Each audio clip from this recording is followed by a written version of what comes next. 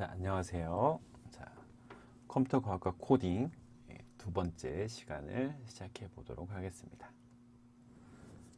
이번 시간에는 프로그래밍 언어에 대해서 지난 시간에 잠깐 설명드렸었는데 거기에 대한 내용, 그 다음에 우리가 학습해야 될 파이썬에 대한 소개를 해드리려고 합니다. 지난 시간에 이야기했었던 내용이에요. 프로그래밍 언어라는 거는 인간의 정보를 데이터로 바꾸어서 처리할 수 있도록 순서대로 구현하는 것, 그런 것도 우리가 프로그래밍 코딩이라고 얘기했고, 그런 것들을 구현하도록 하는 언어가 바로 프로그래밍 언어가 되는 거죠. 즉, 다시 말씀드리면 컴퓨터에게 데이터를 처리할 수 있도록 명령을 시키기 위해서 설계된 언어라고 볼 수 있겠습니다. 자, 컴퓨터와 인간이 있다 라고 하면 컴퓨터는 사람의 말을 알아들을 수 있을까요? 잘 못 알아듣겠죠. 그래서 컴퓨터는 사람의 언어를 이해하지 못하기 때문에, 즉 사람이 데이터를 처리할 수 있도록 컴퓨터에게 뭔가 명령을 내리려면 필요한 게 바로 프로그래밍 언어라고 말씀을 드렸죠. 자, 이 프로그래밍 언어에는 저급 언어라는 거는 컴퓨터가 잘 알아들을 수 있는 언어를 얘기하는 거예요. 쉽게 말하면. 그래서 기계어, 어셈블리어 이런 것들이 있고요. 고급 언어라는 거는 대화를 해요. 사람과 컴퓨터가 대화를 하는데 사람이 좀 더 이해하기 편하게 사람 친화적, 즉 인간 친화적인 언어를 우리가 고급 언어라고 하는데, 그 종류에는 C, C++, 자바, 그리고 우리가 배울 파이썬, 이런 것들이 고급 언어입니다. 자, 사람이 컴퓨터에게 어떤 명령을 내릴 때 어떤 과정을 거치게 되냐면요. 사람은 코딩을 해요. 코딩을 하면 소스 코드라는 게 만들어져요. 그렇다면 이 소스 코드가 컴퓨터에게 바로 전달돼서 명령을 실행하게 되는 게 아니라 컴퓨터가 알아들을 수 있는 목적 코드라는 걸로 변환이 됩니다. 그런 과정을 컴파일러 또는 인터프린터 이런 게 되고 있는데, 이렇게 번역을 통해서 컴퓨터가 알아들 수 있는 목적 코드로 변환이 되면 비로소 그게 프로그램이 실행이 되면서 인간이 원하는, 우리가 원하는 데이터를 처리할 수 있게 되는 겁니다. 자, 우리 파이썬 언어는 어떻게 되냐? 자, 헬로우를 출력해줘 라는 인간의 명령이 있다고 하면 사람은 소스 코드를 만들어야 되겠죠. 파이썬에는 프린트 헬로우라는 소스 코드를 한 줄을 딱 쓰게 됩니다. 그렇다고 하면 번역을 하게 되는데, 파이썬은 인터프린터 방식을 통해서 번역이 돼요. 번역이 되면 목적 코드인 컴퓨터가 알아들 수 있는 1과 0으로 되어 있는 이런 목적 코드로 변환이 됩니다. 자, 우리가 인간이 이런 1과 0이라는 자료를 알고 이거를 시킨다고 하면 이 의미를 우리가 알 수가 없겠죠. 그래서 우리는 프로그래밍 언어를 통해서 인간이 이해하기 위한 편한 이런 언어를 가지고 컴퓨터가 실행할 수 있는 목적 코드로 변환되는 과정을 통해서 프로그램을 실행을 하게 됩니다. 그러면 컴퓨터 화면에 이렇게 헬로우라고 출력이 되겠습니다. 이런 과정들이 프로그래밍 언어를 통해서 사람이 가지고 있는 생각 또는 처리하고 싶은 데이터들을 컴퓨터에게 명령을 시키는 그런 과정이라고 생각을 하시면 되겠습니다. 그럼 파이썬은 어떤 의미가 있고 무엇인지를 잠깐 살펴보도록 하겠습니다. 파이썬은 1991년, 90년대 초반으로 이야기를 하고 있는데요. 네덜란드의 소프트웨어 엔지니어인 귀도 반 로썸이라는 사람에 의해서 개발된 인터프린터 방식의 오픈소스 언어입니다. 언어들이 인터프린터, 오픈소스, 좀 생소한 단어들이 많이 나오고 있는데요.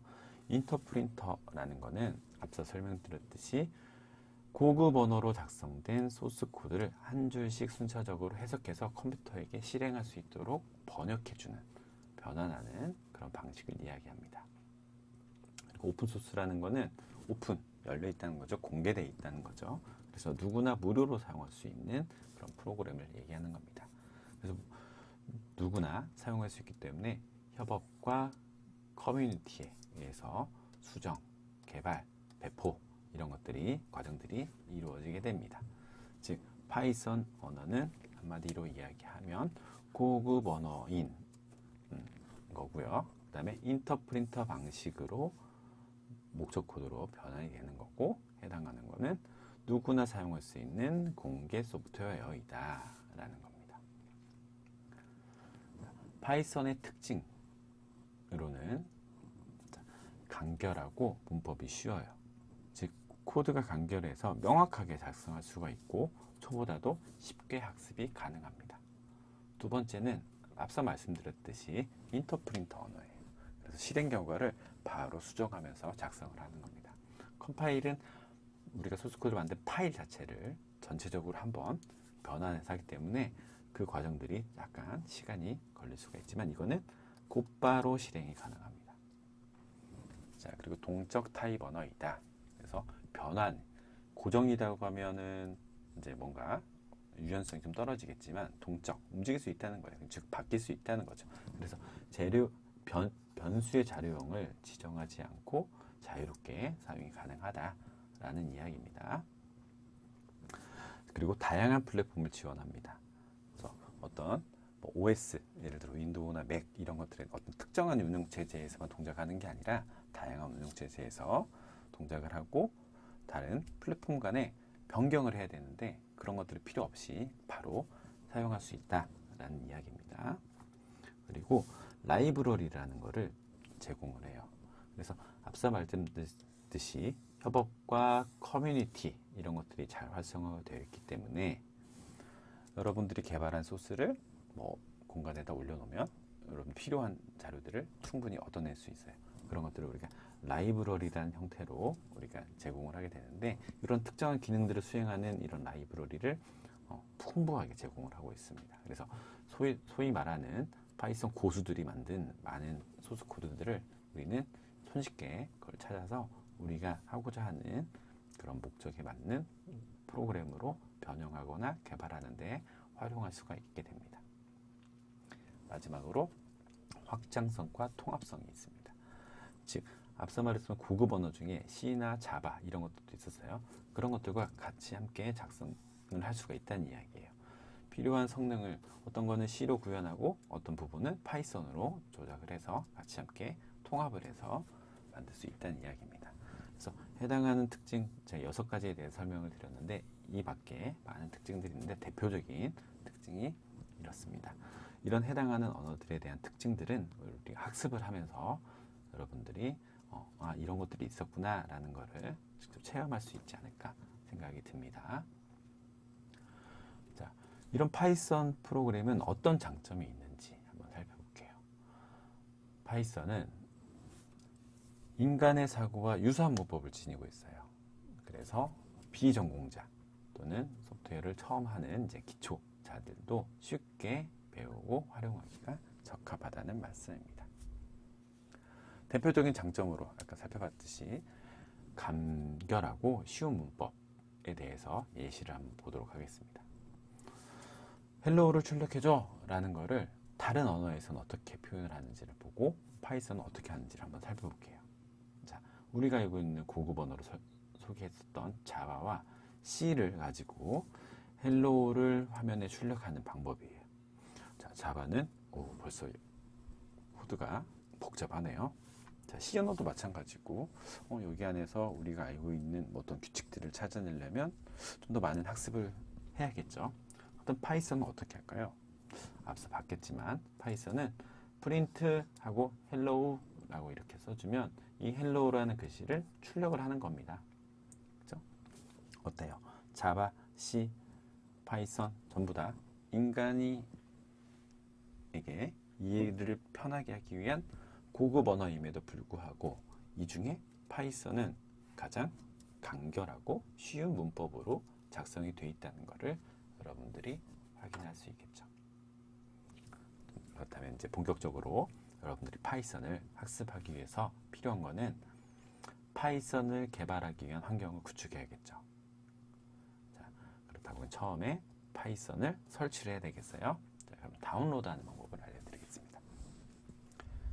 파이썬 공식 홈페이지인 python.org라는 곳에 접속을 하면 됩니다. 여러분들이 그냥 포털 사이트에 파이썬이라고 검색을 하면 이 해당하는 홈페이지가 정보를 확인할 수 있을 거예요. 자, 홈페이지 접속을 하면 이렇게 생겼는데요. 자, 여기 다운로드를 할 거니까 다운로드라고 되어 있는 거를 이렇게 클릭을 해보시면 현재 받을 수 있는 다운로드 윈도우니까요. 이 버전이 여기 표시가 되고 있어요. 해당하는 다운로드를 파일들을 좀 더 살펴보면 해당하는 것들이 계속 개발되고 배포되고 말씀드렸잖아요. 이게 3. 몇몇 하고 이제 버전들이 계속 이렇게 나오고 있는데 여러분들이 다운로드를 받을 때는 3점으로 시작하는 3.xx 이 버전을 받으시면 되겠습니다. 그 중에 이렇게 안전하게 되어 있는 것들, 계속 이렇게 개발되고 있는 것들 중에 이렇게 안전한 상태의 3.xx 버전으로 여러분들이 다운로드 받으시면 되겠습니다.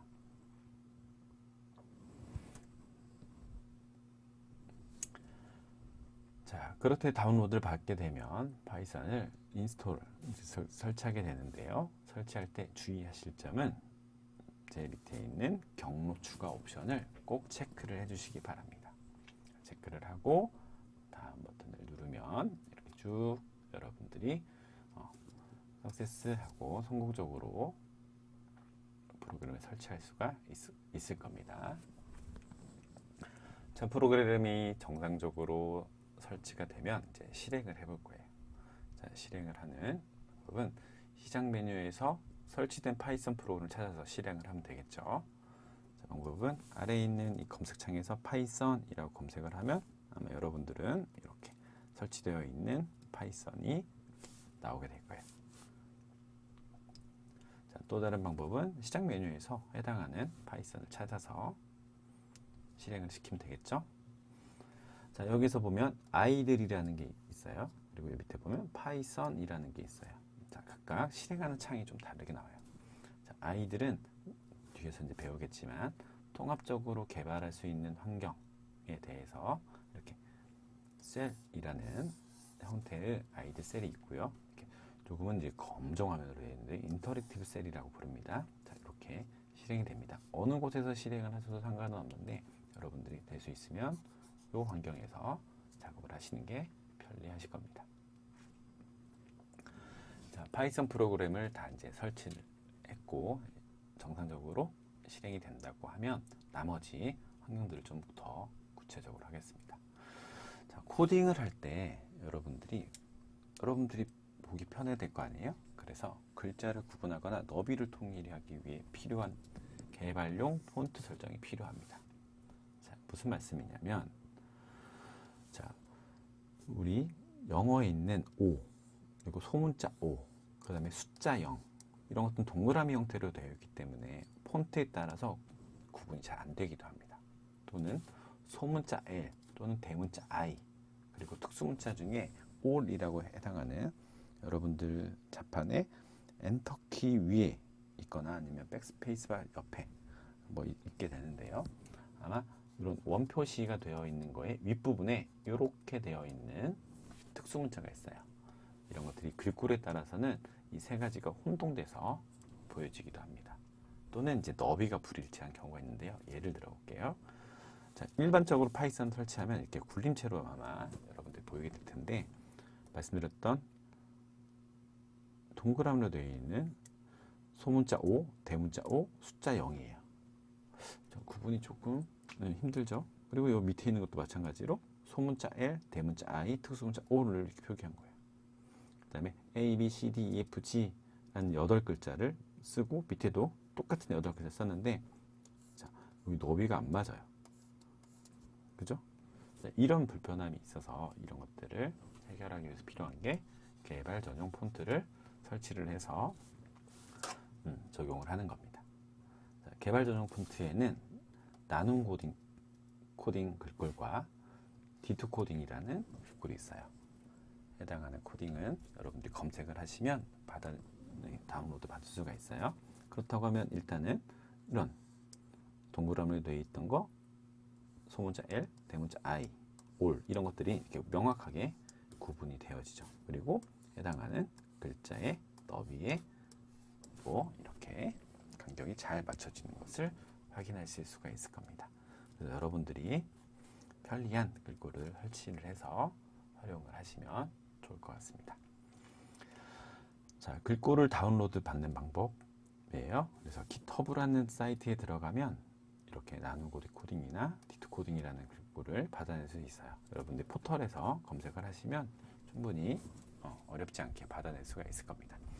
자, 글꼴을 받아서 글꼴을 설치하고 나면 아까 봤었던 이 아이들 셀이라는 창에서 옵션을 들어가 보면 첫 번째 환경 설정하는 부분이 있습니다.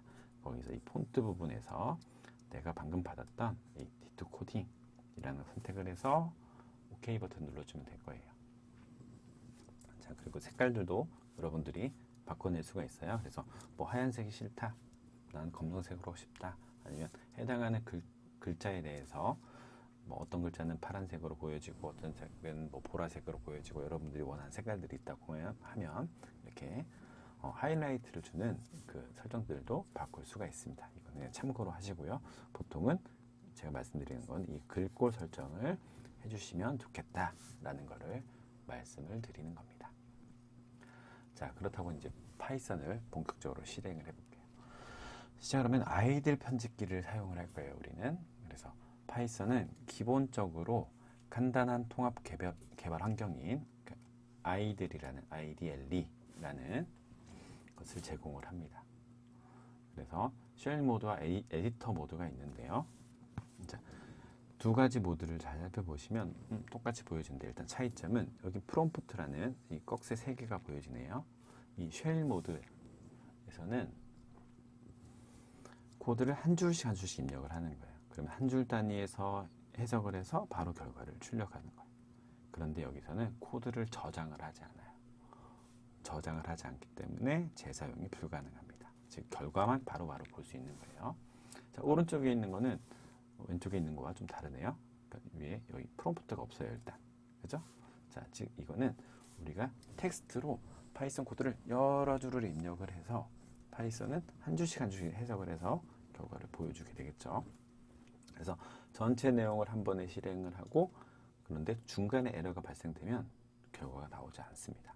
어느 줄에 문제가 있었습니다 라는 창을 띄워주게 되는 거죠.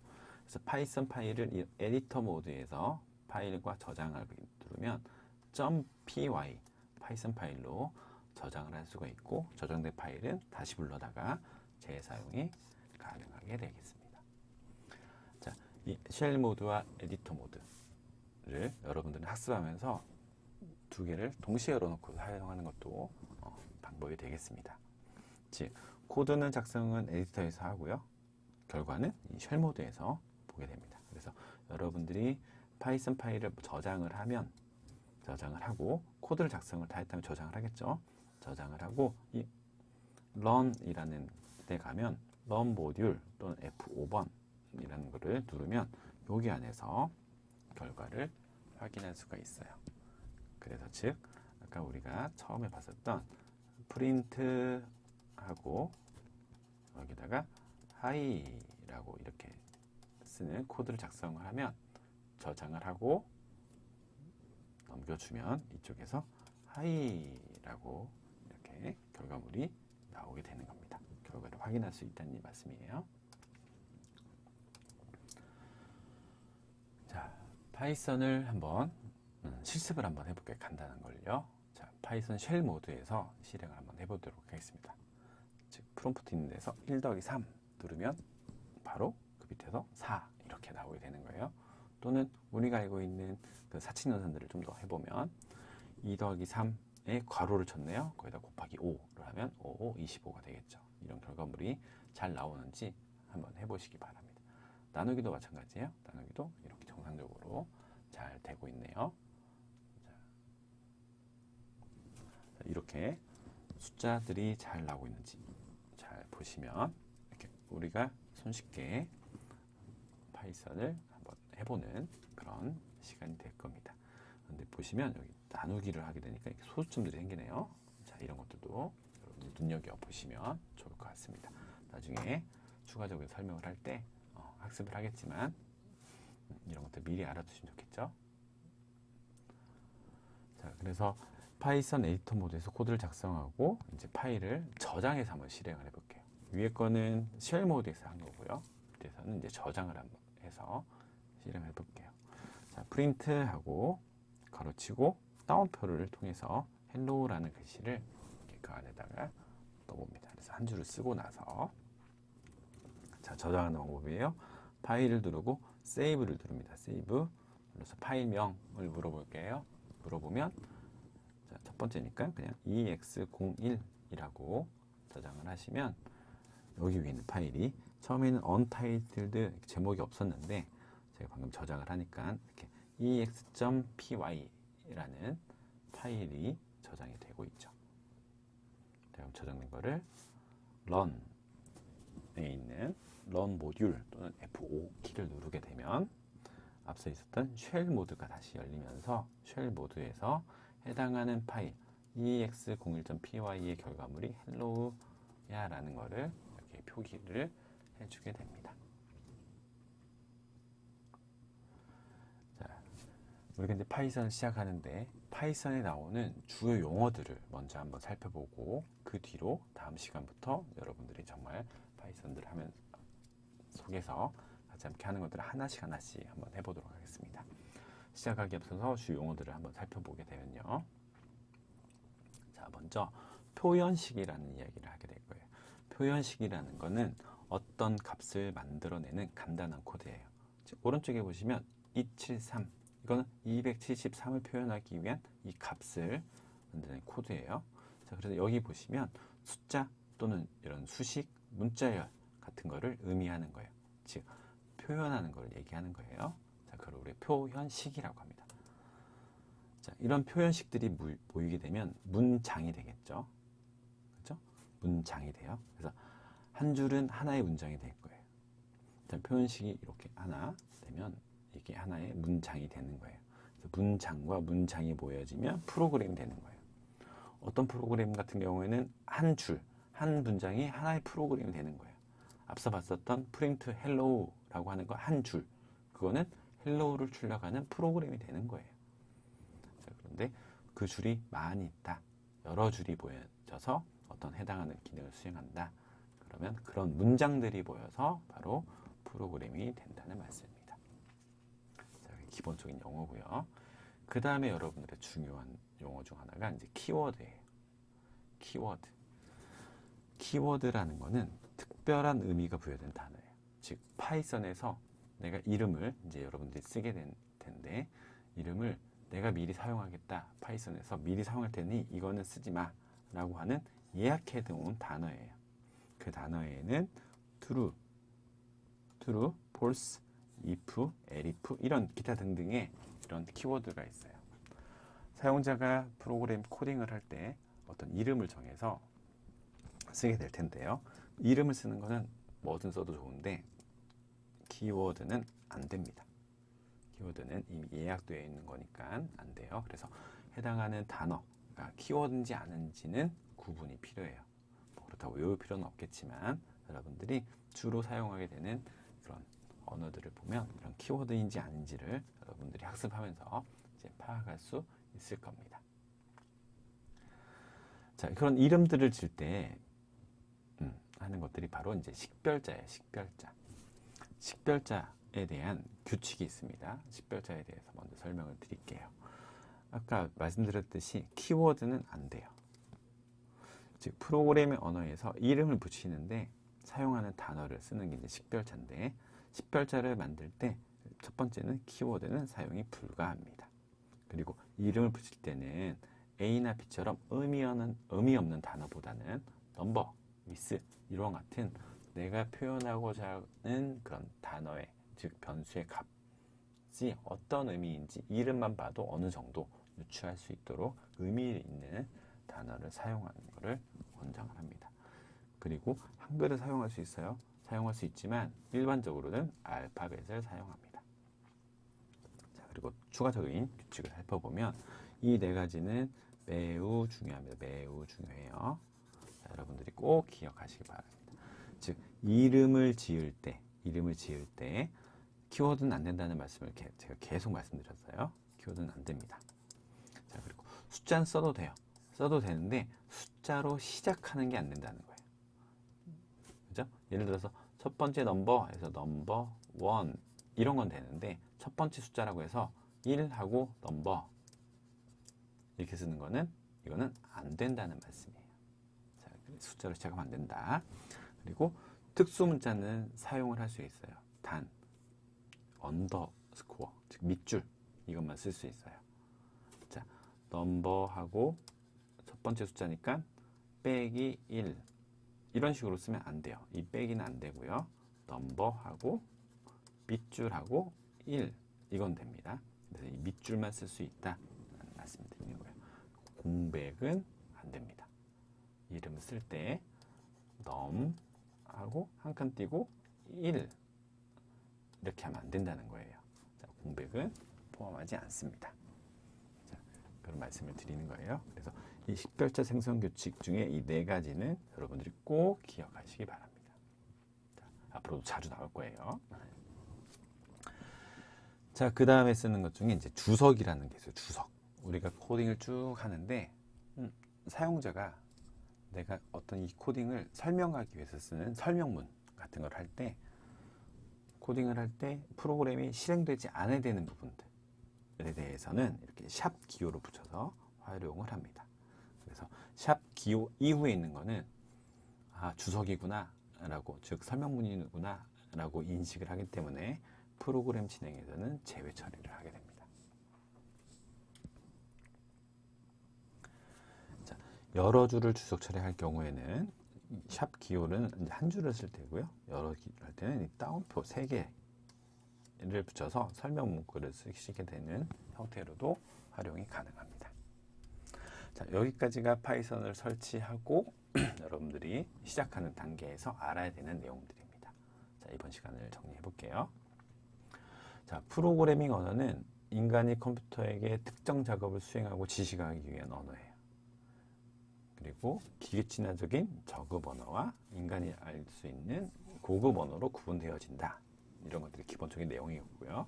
그 고급 언어 중에 파이썬은 인간의 사고와 유사한 부분을 가지고 있어서 비전공자, 즉 기초를 이제 시작하는 그런 사람들에게 쉽게 배울 수 있는 언어이다. 실행하는 방식은 인터프린터 방식이다.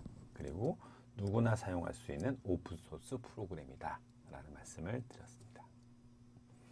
이러한 파이썬은 간결하고 쉬운 문법이고 또 풍부한 라이브러리를 제공하고 있어서 다양한 분야에서 널리 활용되어진다 라는 말씀을 드린 거고요.